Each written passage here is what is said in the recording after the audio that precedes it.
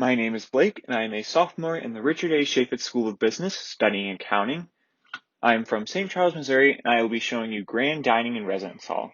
So first up, Grand Dining Hall is our primary dining hall on campus, and so there are two different ways to get meals once you're inside Grand Dining.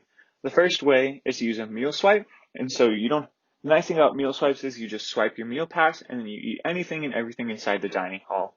You don't have to worry about buying anything else or using any money. You just swipe in and eat whatever you'd like.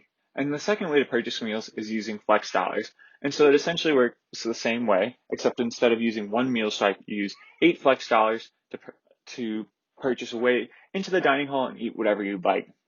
And so one of the great things about Grand Dining is that there is a great community feel, especially because it's a great way to meet up with friends and catch a meal without having to worry about classes or anything like that. And also Grand Dining hosts a lot of different events such as Midnight Breakfast, which is personally one of my favorite events on campus. And so it's a great way to have fun in the dining hall as well. And also with Grand Dining, you can always find whatever you would like to eat because there are numerous different stations, including May's Comfort Corner, Sweet Treats, Mongolian Grill, which is my personal favorite, and numerous other stations. And so you don't have to worry about running out of options to find food in the Grand Dining Hall. And so next up, we have our Grand Residence Hall. And so typically Grand Hall houses first and second year students and is our newest residence hall here on campus. And so there are a couple different types of rooms, with the most common being a 4-person double suite. So where 2 roommates share one side, 2 roommates share another side, and they both share 2 kind of half bathrooms, one with a sink and a shower and the other with a sink and a toilet.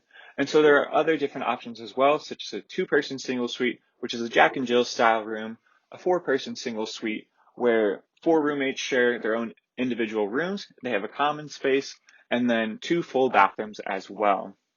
And so 2 of these 3 types of rooms are also found in Spring Hall, which is that 2-person single suite and that 4-person double suite.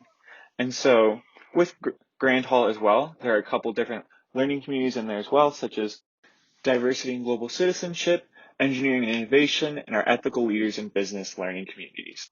And so you may be wondering, Grand Hall sounds like a great place to live. How do I find a roommate?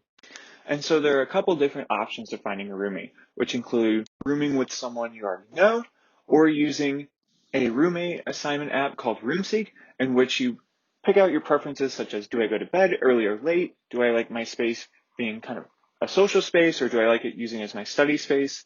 And a bunch of different other options in which once you put all those options in, it will line you up with another roommate if you don't have one already. Other than that, there's a Facebook group that typically goes out every year in which new members of that particular class can go in and put a little bit about them and find their roommate that way.